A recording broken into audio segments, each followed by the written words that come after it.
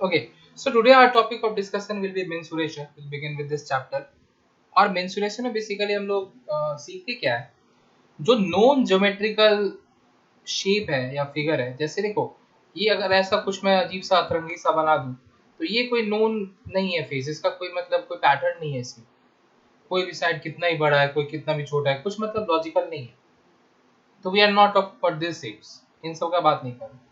लेकिन जो नोन है, जिनका कुछ प्रॉपर्टीज है, जो कुछ फॉलो करते हैं कुछ प्रॉपर्टीज को, जैसे कि हम लोग बात करते हैं रेक्टेंगल का। रेक्टेंगल का क्या प्रॉपर्टी होता है कि all the angles are 90 degree, opposite sides are equal and also parallel. Basically rectangle is also a parallelogram. Then we have something called square. हाँ, स्क्वायर नहीं तो कुछ और ही बन गया। ठीक है, स्क्वायर। इसमें क्या होता है, all sides are equal, all the four sides are equal, इस तरह का। ठीक है। सो बेसिकली हम लोग इस चैप्टर में क्या करेंगे, इस तरह के जो नॉन ज्योमेट्रिकल फिगर्स है उनके बारे में हम लोग पढ़ेंगे। क्या हम लोग मेजर करेंगे, दो चीज, एक उसका पेरीमीटर, दूसरा उसका एरिया। ठीक है। और जब 3D फिगर आता है then we have volume also, that will discuss later. पहले हम लोग दो चीज जानने में इंटरेस्टेड है, एक तो पेरीमीटर और दूसरा है उसका area. So rectangle and square के बारे में हम लोग बहुत पढ़ चुके हैं, पहले ही पढ़ चुके हैं। So today our topic of discussion will be triangles. We will study about triangles. ठीक है। पहले तो समझ लो कि पेरीमीटर और एरिया, ये दोनों चीज में डिफरेंस क्या है। पेरीमीटर बेसिकली क्या बताता है और एरिया क्या बताता है। सो देखो, if I have to make a triangle here, देखो ये ट्राइंगल मैंने बनाया। ठीक है। सो पेरीमीटर क्या बताता है, पेरीमीटर इज बेसिकली कि अगर मैं वायर से या कोई भी रस्सी से ये ट्रायंगल बना रहा हूँ ऐसे। ठीक है, एक रस्सी है, मान लो इतना बड़ा रस्सी है मेरे पास, और इसको हम इस तरीके से बेंड कर करके ऐसे करके हम बना रहे ट्रायंगल। तो कितने लेंथ का ये थ्रेड चाहिए होगा, कितने लेंथ का ये स्ट्रिंग चाहिए होगा। सो बेसिकली पेरीमीटर का मतलब क्या हुआ कि जितने भी साइड्स है, कोई भी ज्योमेट्रिकल फिगर का जितना भी साइड्स है या जितना भी एजेस भी कहते हैं इसको, इन सारे एजेस का या इन सारे साइड्स के लेंथ का समेशन। मान लो कि ये 5 सेंटीमीटर है, सपोज ये 6 सेंटीमीटर है और ये 4 सेंटीमीटर। तो यहाँ पेरीमीटर क्या हो जाएगा, the perimeter will be 4 plus 6 plus 5 centimetre, means 15 centimetre. So perimeter मतलब ये जो बाउंड्री है, बाउंड्री के लेंथ का समेशन, ये भी बोल सकते हो, एजेस के लेंथ का समेशन, कुछ भी, दिस इज पेरीमीटर। और इसका यूनिट क्या होता है, सेम यूनिट एज लेंथ। अगर सेंटीमीटर में साइड का लेंथ दिया हुआ है तो सेंटीमीटर, अगर साइड का लेंथ मीटर में दिया हुआ है तो मीटर, जो भी यूनिट है same unit. Next we have something called area. What do we mean by area, area का मतलब होता है, ये देखो ये कितना जगह ऑक्यूपाई कर रहा है, ये चीज, this is area. Area gives us an idea कि अगर हम उस फिगर को ड्रॉ करते हैं पेज में तो वो कितना स्पेस ऑक्यूपाई करेगा, कितना पोर्शन ऑफ द पेज मेरा ऑक्यूपाई हो जाएगा। या फिर यहाँ पे हम लोग बोल सकते हैं कि कितना portion of my screen will be occupied by this particular geometrical figure. So this is area, this is area, this is area. और एरिया का यूनिट क्या होता है, एरिया का यूनिट होता है स्क्वायर यूनिट्स। मीनिंग क्या है स्क्वायर यूनिट का, स्क्वायर यूनिट मतलब हो गया कि अगर सेंटीमीटर है तो area will be measured in centimetre square. अगर साइड्स सेंटीमीटर में दिया हुआ है तो area will be measured in centimetre square. If the sides are given in terms of metre then area will be measured in terms of metre square. ठीक है। So this is what is the difference between area and perimeter. Now I hope you all know clearly कि area और perimeter में difference क्या है, पहले तो ये समझना जरूरी था। नाउ विल डिस्कस कि हम लोग कैसे हम लोग ये सब चीज कैलकुलेट करेंगे। और हम लोग अभी खाली क्या चीज के लिए डिस्कस करेंगे, ट्राइंगल के लिए डिस्कस करेंगे। Will discuss only about triangles. ठीक है।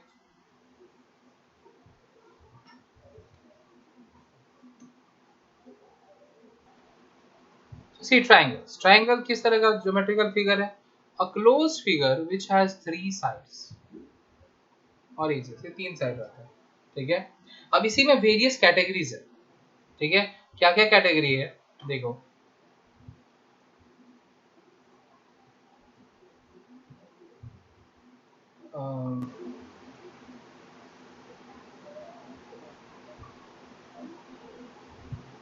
we'll discuss this, few of these categories.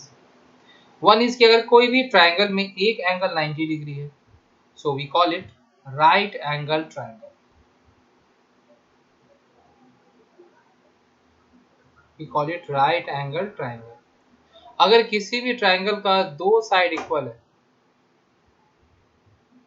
Only two sides are equal, third side will be unequal, मतलब मान लो ये 6 है, ये 6 है, ये 4 होगा, कुछ 3 होगा, 5 होगा, कुछ और होगा, पर दो साइड इक्वल है, then we call it isosceles triangle, ठीक है। And I hope you all know this things.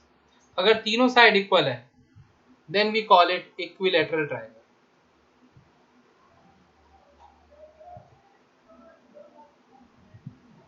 ठीक है। और अगर तीनों साइड्स अनइक्वल है, then we call it scalene triangle, ऐसा कुछ, ठीक है। तीनों साइड अनइक्वल है, none of the sides are equal, so scalene,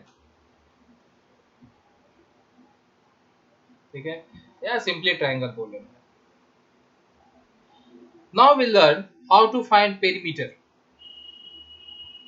हम लोग अभी क्या फाइंड करना सीखेंगे? पेरीमीटर फाइंड करना सीखेंगे, ठीक है। पेरीमीटर कैसे फाइंड करना, तो देखो,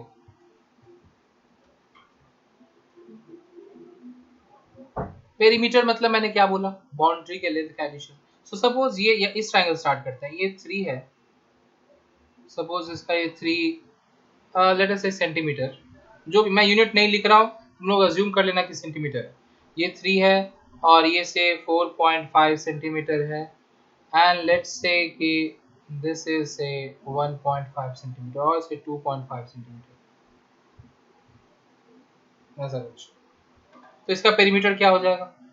simply you add all these three sides, the perimeter will be summation of all these three sides, 3 plus 4.5 plus 2.5, and we are getting it as 10 centimeter, ठीक। so this is how we find perimeter। अगर ऐसे right angle triangle है, तब मान लो कि ये दिया हुआ है 3, ये 4 दिया हुआ है, and they ask you perimeter, तीसरा साइड दिया ही नहीं, this is 3, this is 4, and they ask you to find the perimeter। तो देखो, वी नो पाइथागोरस थ्योरम ना, using Pythagoras theorem we can find this hypotenuse root over of this plus, I hope you all know this Pythagoras theorem, perpendicular square plus base square is hypotenuse square, ठीक है। so it will be 5, and now we can find, अगर ये Pythagoras theorem नहीं पता है तो कोई बात नहीं, सीख लेंगे यार, तब समझेंगे। so यहाँ पे पेरीमीटर इसका क्या हो जाएगा, ये वाले ट्रायंगल का पेरीमीटर कितना हो जाएगा, 12 सेंटीमीटर, ठीक है। अगर तीनों इक्वल है तो कोई एक साइड दे दिया वही काफी, suppose one of the side is 3 centimetre, so perimeter will be 3 times 3 centimetre means 9 centimetre, ठीक है। इस तरीके से अकॉर्डिंगली यहाँ पे दो इक्वल है, मान लो ये दोनों इक्वल जो है वो 5 है और ये 4 है, तो क्या हो जाएगा answer, 5 plus 5 10 plus 4 14 centimetre is the perimeter. so this is how you evaluate perimeter of various triangles। you will be given sufficient information, जब भी perimeter find करने बोलेगा तो you will be knowing sufficient information to find that, when which is required to find that। now we'll move to the next part। ये पहला part complete, पहले तो हम लोग समझते हैं कि वेरियस काइंड ऑफ ट्रायंगल्स क्या क्या देखने को मिल सकता है, these are the basic triangles which we might get to see, and now we'll discuss how to find the area। perimeter find करना सीख गए, अब हम लोग डिस्कस करेंगे कि एरिया कैसे फाइंड करेंगे। तो देखो, हम लोग इसके लिए जाते हैं अपने थोड़ा सा पहले जो पढ़ाई किए थे उसमें, and let us draw this rectangle. Rectangle में इसको क्या बुलाते थे, लेंथ, और ये इसको क्या बुलाते हैं width, breadth, and all the angles are 90 degree. ये जानते थे हम लोग ना। नो सपोज अब मैं क्या करता हूँ, ये लाइन को ज्वाइन कर देता हूँ ऐसे, सही से ज्वाइन नहीं हुआ, let us join this vertex ऐसा। तो ये दो इक्वल पार्ट में डिवाइड हो गया ना ये रेक्टेंगल। इस रेक्टेंगल का एरिया क्या होता है बताओ, what is the area of rectangle? We know length multiplied to breadth, this is the area. तो अगर हम लोग इसको दो पार्ट में डिवाइड कर दिए, दो इक्वल पार्ट में डिवाइड कर दिए, तो क्या बोल सकते हैं कि इसका भी एरिया हो जाएगा L into B by two, और इधर का भी एरिया हो जाएगा L into B by two. दो इक्वल पार्ट में डिवाइड हो गए। ये टोटल स्पेस को अगर हम दो पार्ट में डिवाइड कर दिए, दो इक्वल पार्ट में, तो क्या हो जाएगा, हाफ हाफ हो जाएगा ना। अगर ये टोटल 20 था तो 10 10, 70 था तो 35 35, वैसे L B by two half half हो गया। ठीक है, can we say this is a right angle triangle? देखो एक राइट एंगल ट्राइंगल बन रहा है कि नहीं? ये तो एक ट्राइंगल ही बन रहा है ना। तो राइट एंगल ट्राइंगल जब ये बन रहा है तो हम लोग बोल सकते हैं कि राइट एंगल ट्राइंगल का एरिया कैसे फाइंड हुआ? जो हाइपोटेनियस वाला साइड है उसको छोड़ के बाकी जो दो साइड है उन दोनों को मल्टीप्लाई करो और डिवाइडेड बाय 2 कर दो। So now this will be applicable for any triangle. This formula ये जो भी हम लोग देखे, it will be applicable for any triangle whose height is known. तो मान लो कि कोई भी ट्राइंगल है, ऐसे ट्राइंगल है, तो ये अगर 90 डिग्री बन रहा है ना, तो हम लोग जिस लेंथ के ऊपर ये 90 बन रहा है इसको हम लोग बुलाते हैं base, we call it base. और ये 90 जो बन रहा है तो यहाँ से लेकर के जो एक्सट्रीम तक इसको बोलते हैं height, we call it height. ठीक, अब ये कैसा भी हो सकता है, देखो ऐसा भी एक ट्रायंगल हो सकता है, देखो ये एक ट्रायंगल है ना, तो यहाँ पे ये 90 डिग्री बना, सो now this entire length will be called base, और ये जो है ना ये line, this will be called height, this will be called height.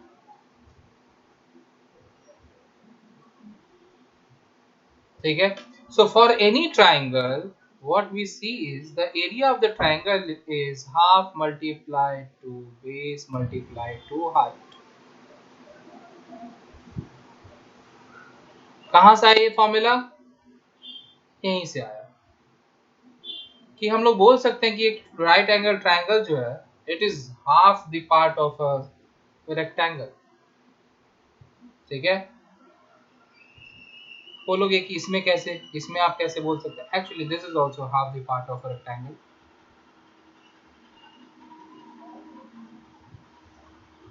ठीक है, मतलब ऐसे ब्रेक कर सकते हैं, ये ऐसे हटा दो, यहाँ आधा हटा दो, एक कंप्लीट रेक्टेंगल बनाओ, फिर दूसरा ऐसे इसको ऐसे कंप्लीट कर लो तो एक रेक्टेंगल बना, और इसको ऐसे कंप्लीट कर लो तो ये बना, कॉम्बिनेशन ऑफ टू रेक्टेंगल्स। ठीक है, इस तरीके से। But the moral of the story जो हम लोग को याद रखना है वो ये है कि the area of any triangle is half multiplied to base multiplied to height. Height किसको हम लोग बोलेंगे? हाइट बोलेंगे जो बेस के ऊपर 90 डिग्री बना रहा हो वो। अब ये मेंशन नहीं किया हुआ है कि 90 है तो तुम उसको हाइट नहीं बोल सकते। इफ इट इज मेंशन्ड कि 90 देन ओनली यू कैन। ऐसा मत सोचना कि मान लो कोई डायग्राम बनाया हुआ है, suppose so we have some diagram like this and you will be like कि ये देखने में तो 90 लग रहा है, 90 होगा। No, you can not assume.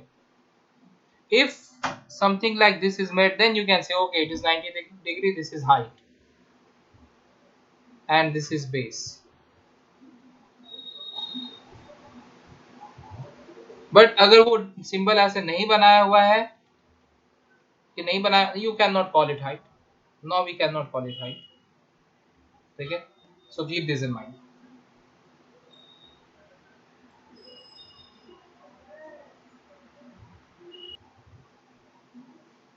Now see, suppose we have a triangle,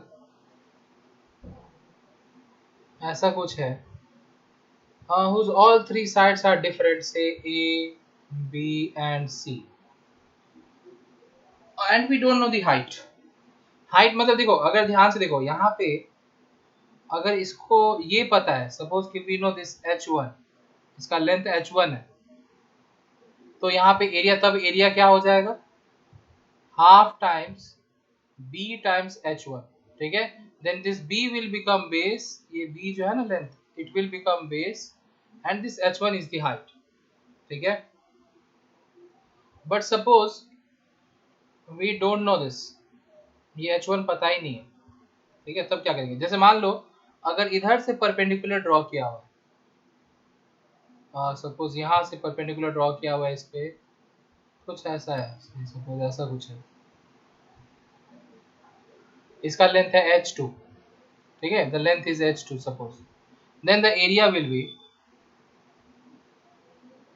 half times, now base will become this, a will become the base, अब ये a बेस कहलाएगा, ठीक है। जिसके ऊपर ऑल्टीट्यूड बन रहा है, ऑल्टीट्यूड मतलब ये हाइट, जिसके ऊपर ये हाइट बन रहा है, जिसके ऊपर 90 डिग्री बन रहा है, वो बेस कहलाएगा। So half multiplied to A multiplied to H2. This is the area now.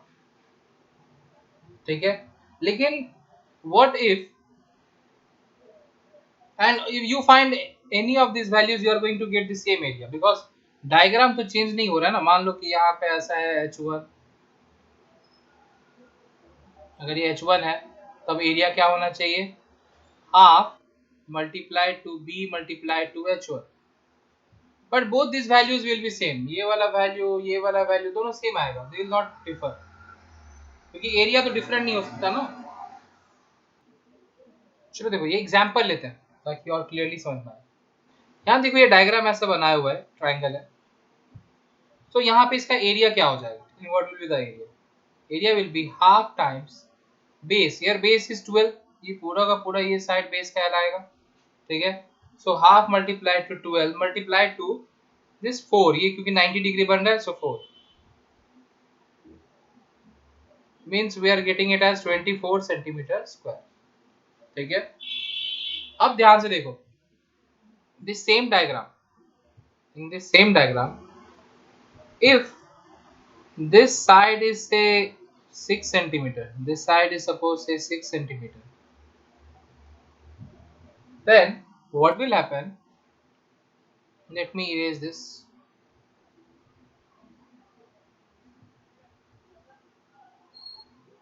मतलब कि ऐसा ट्रायंगल तो बना ही सकते हैं ना जिसका एक साइड 12 हो और एक साइड 6 हो, तीसरा साइड कुछ भी होगा। अब अगर हम यहाँ से इधर पे कोई परपेंडिकुलर ड्रॉ करेंगे, it may lie outside it, ऐसे मान लो कि ऐसा कुछ है, सपोज दिस इज 90 डिग्री, ऐसा कुछ है, तो अब ये परपेंडिकुलर का लेंथ अपने आप ऐसा कुछ हो जाएगा ना वैल्यू, जिससे अगर हम इसको बेस कंसीडर करते हुए एरिया कैलकुलेट करें, then also it will be 24 only. Like suppose यहाँ पे परपेंडिकुलर, अभी हम लोग डायग्राम तो अच्छे से बनाए हैं नहीं तो कुछ भी हो सकता है, लेकिन मान लेते हैं तुम बोलोगे कि हाइट जो है यहाँ पे 10 होगा, but the thing is then the area will be, suppose कि हम लोग बोल रहे हैं कि हाइट 10 होगा, then the area will be half multiplied to base, base is 6 multiplied to height, height is 10, so कितना सेंटीमीटर स्क्वायर कितना आ रहा है, 30 centimetre square. Is it matching with the previous value, no it is not matching, means it cannot be 10, it cannot be 10, it has to be something जिससे ये answer 24 ही आए। मतलब कि हम तीन साइड में से किसी भी साइड को बेस ले सकते हैं और उसके इक्विवेलेंट जो मतलब उसके ऊपर जो हाइट बन रहा है, जो ऑल्टीट्यूड बनेगा वो हाइट कहलाएगा, ठीक है। और हम तीनों साइड में से किसी भी साइड को बेस लेते हुए अगर हम आंसर कैलकुलेट करें, I get the same answer, I should get the same answer. Like यहाँ पे अगर ये वैल्यू 10 नहीं होके सपोज ये वैल्यू होता 8 सेंटीमीटर, सपोज ये हाइट 8 सेंटीमीटर आता, then see what will happen,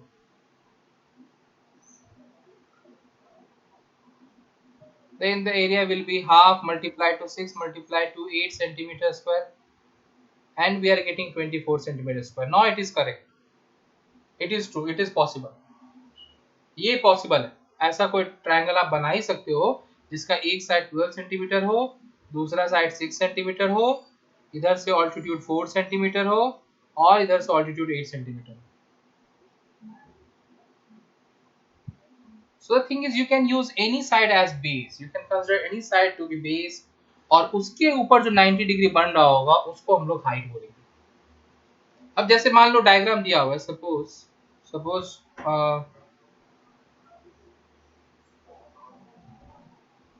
we have a triangle like this. This is given 5 centimeter. This is given 4 centimeter.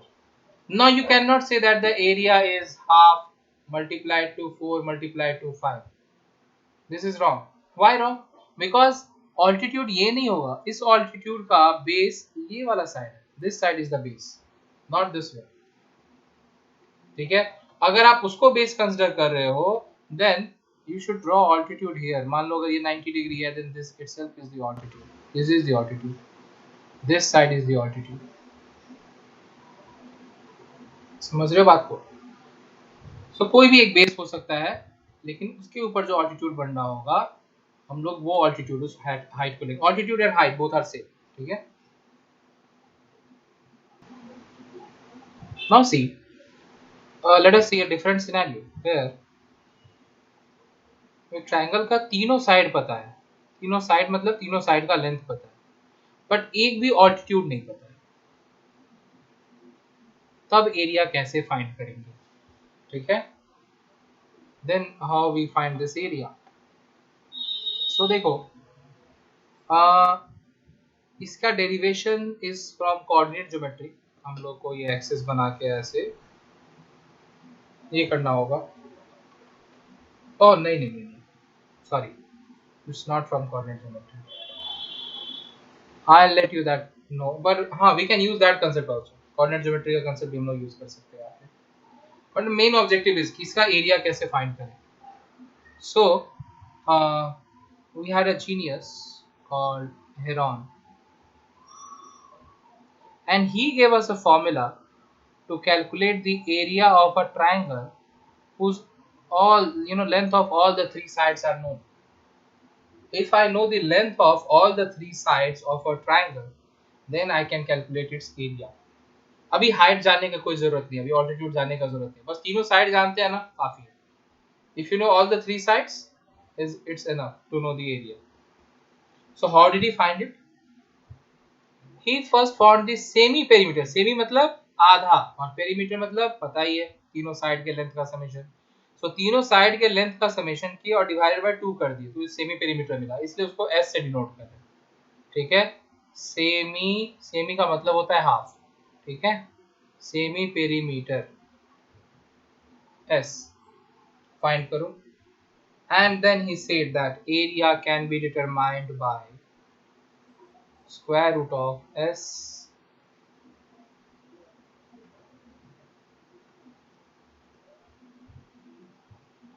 this is how you can determine the area. This semi perimeter multiplied to semi perimeter minus a multiplied to semi perimeter minus b multiplied to semi perimeter minus c. It's easy to remember also कि एक बार ऐसा as it is है और उसके बाद individual sides को subtract करते रहेंगे एस से और मल्टीप्लाई करेंगे, and this is how you will get the area. अब देखो यहाँ पे चार ठो लेंथ मल्टीप्लाई हो रहा है, 1 2 3 4, चार चीज मल्टीप्लाई हो रहा है ना, तो यूनिट क्या आ जाएगा। मान लो अगर सेंटीमीटर यूनिट है तो सेंटीमीटर टू द पावर 4 हो जाएगा, but then see we have a square root here, square root, तो square root of centimetre square अगर करोगे तो क्या, सेंटीमीटर टू द पावर 4 करोगे तो क्या आएगा, सेंटीमीटर स्क्वायर।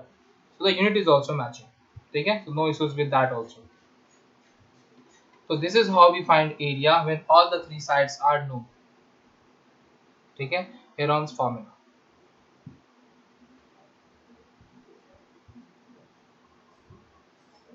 तो अब बस ये इतना ही, ये तरीका है एरिया जानने का। अब इसी से हम लोग बाकी सारे ट्रायंगल का फॉर्मूला डिराइव कर सकते हैं। For example suppose we have, ये मेन है ये हेरॉन्स फॉर्मूला, ठीक है। Suppose we have equilateral triangle, equilateral triangle. तो इक्विलैटरल ट्रायंगल का क्या प्रॉपर्टी है कि all the 3 sides are of equal length. अगर ये ए है तो ये भी ए है तो ये भी ए है, यही होता है ना।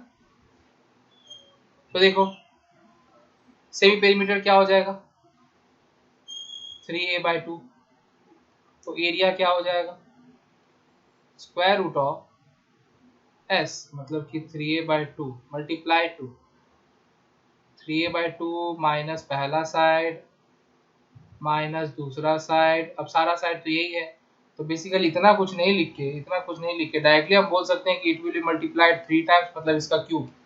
Can we say this? अगर कोई भी चीज को 3 बार मल्टीप्लाई करोगे तो हम लोग बोल सकते हैं ना उसका क्यूब। अगर हम a मल्टीप्लाई टू a करें तो we can call it a cube.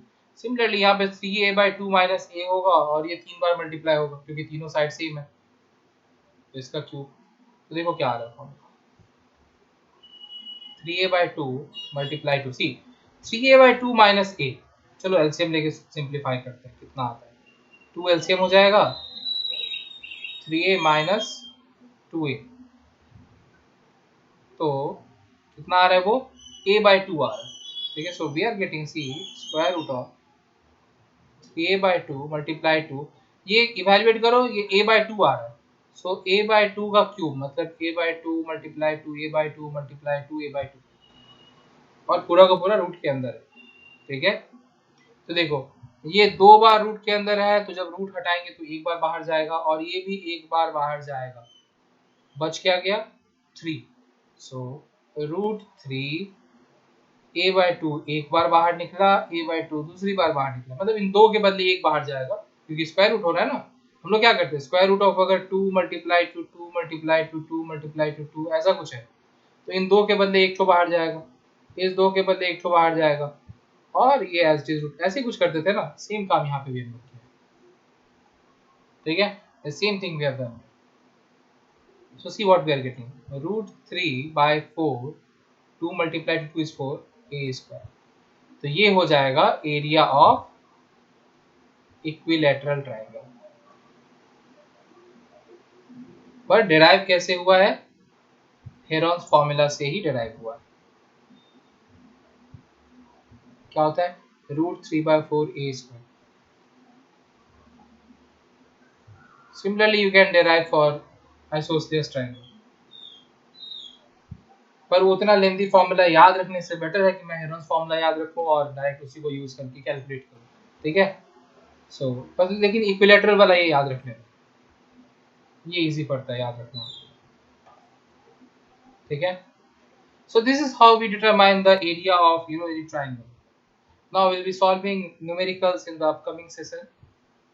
Till then keep watching and keep learning. Thank you.